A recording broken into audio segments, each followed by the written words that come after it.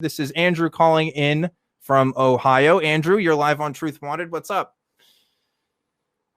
Hello. I was having a conversation about blood transfusions with a Jehovah's Witness, and it struck a chord with me because I did nearly lose a family member due to giving up on life.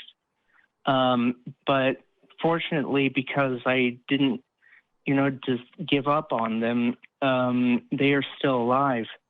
And the conversation went like, because of the ban on blood transfusions, people are actually dying because the cult demonizes this practice so much that they lead people to rather give up on life than receive this treatment.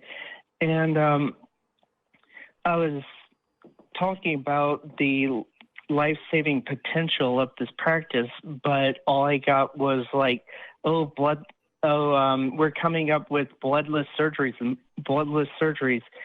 But I was like, the person I was talking about is dead. Yeah. You come up with this, but you refuse to let this person have life-saving medicine, and this person is dead. Yeah. And all I got was,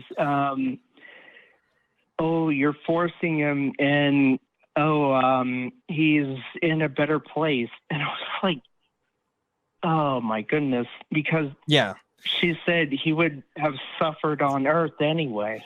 Yeah, it's weird.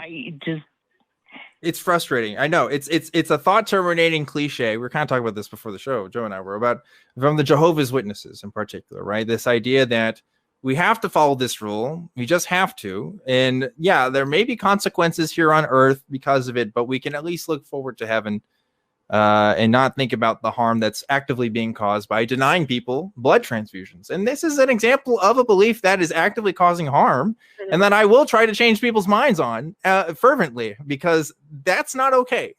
When it comes to a point where people are literally dying because you have this belief and you're imposing it on other people, that's one where I'm going to protest on the streets all day on that, because that's not okay. Never has been and never will be. So yeah.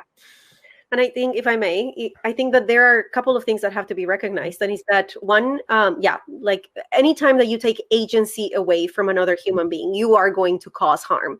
So not letting someone that wants a blood transfusion to get a blood transfusion because of your personal religious beliefs is harm, and it's taking agency away from them. However, we also have to recognize that some people have been so deeply indoctrinated into these beliefs that they themselves don't want the blood transfusion, and making them get it is taking their agency away too. And I recognize that it's abusive, and I can recognize all of those things, but I don't get to make them get the transfusion if they don't want it. So it becomes messy, right? Because I have to respect that they have been indoctrinated and they have a lot of fear from having a blood transfusion. And that has been something that I've had to deal with. Like people in my life who are fundamentalist Christians or who have different beliefs that are harmful to them. And I know that. I know they are harmful. And I try to explain to them why they are harmful. And I try to explain to them all of these things. But if at the end of the day, they still choose to do things that are going to affect just them, I need to respect that too.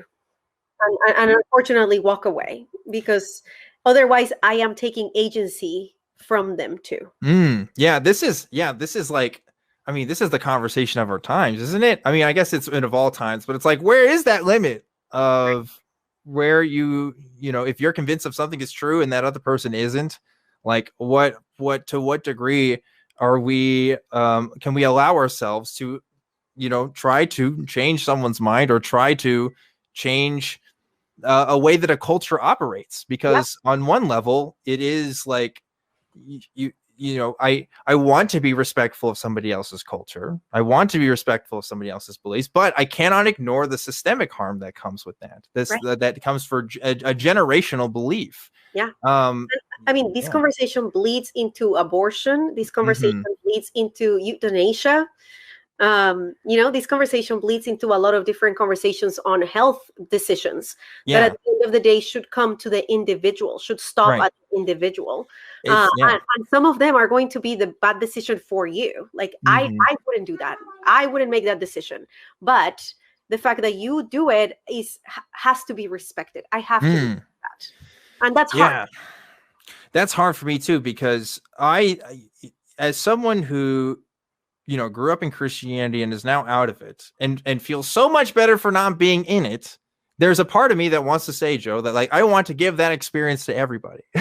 Right. Yeah. But at the same time, I do recognize that like, that's not going to be everybody's experience. And I can't give that experience to everybody because there's going to be psychological factors at play. It's not just an acceptance of a new philosophical proposition or a dismissal of one. Like there are complicated social interactions that happen there on a community level and on a personal level that are hard to take account. So like I try to figure out this line every day. I don't know exactly where that line is. Right. I don't know anybody that could definitively say it for every case one way or another. For blood transfusions, I'm going to say, I'm going to say you should probably do that. Yeah, we should probably stop all that because, I mean, Jehovah's Witnesses in particular, it's a lot easier to talk about the history of their beliefs because of the more recency of like how that organization is run and stuff. And so like the conversation becomes better there. With older beliefs, it becomes a lot harder because there's some mysticism that comes with the ancient traditions and whatnot that you kind of have to work with. But anyway, Andrew, you had some more you wanted to say there. It really struck a chord with me because I actually have, this isn't blood transfusion related or Jehovah's Witnesses related, but I have a family member that I almost watched die in front of me because he gave up hope of getting better. And I just would not give up on them. And we actually called the ambulance, and we actually figured out what was causing his illness, and he got better. And afterwards, he thanked me and is now living a happy, healthy life. Well, it's like when I want people to, again, have the same beliefs I have about modern medical science. I really do. I want people like who, don't think that the vaccines are working right now to believe that the vaccines are working right now because it's going to work out for everybody. But again, like, I don't know how to impose that in a way that's most ethical because it gets complicated because then you get into these ideas of like, what's the threshold of supremacy there? Like, I want to say like, yeah, of course, if it's all evidence-based, yeah, of course, we would all agree. Everybody in this room and most people watching this would agree. Yeah, everybody should take this vaccine. But it's one thing to say everybody should do this, and another thing to grab somebody's arm and inject the needle into them. You know what I mean? And like, I struggle with this. I don't know what the solution is there. I don't know if anybody really can at the end of the day. But I don't know if I have anything else to say on that. Joe, do you? No, I mean, you're right. Yeah. It's messy. And the vaccines are, in my opinion, a little bit different because they do affect public health. So if it's something that is just for you, like, like somebody has cancer and they don't want to go through chemo, I don't get to make them. Yeah. Don't. Yeah, that's their true. Choice, and I don't get to make them. That is their choice, and I have to respect it and instead ask, how can I best support you? What is it that I can do to best be here with you? And that's valid. Not everybody wants to live. Some people want to die, and that's fair. That's not everybody's afraid of death. Now, vaccines affect public health because I don't send my children to school if we don't have, That's a good point. It's a good point. It does affect more than just the individual, right? Right. So I think that we have to look at, and like you said, I don't think that these kinds of conversations, we don't have consensus because we have to take every situation as a one by one. We get to look at nuance and we get to look at the circumstances surrounding it. We get to look at the individual trauma that is underneath it. Some people don't want to take medication because of trauma that they've experienced inside of the medical system. And that's fair. I get to respect that. So we go with one-on-one scenarios and listen to the ones that have the least amount of power in the conversation and center their needs. Excellent points all around. We got to get to some other callers here because we got lots of people talking to us. So, Andrew, thanks so much for calling in. Appreciate you.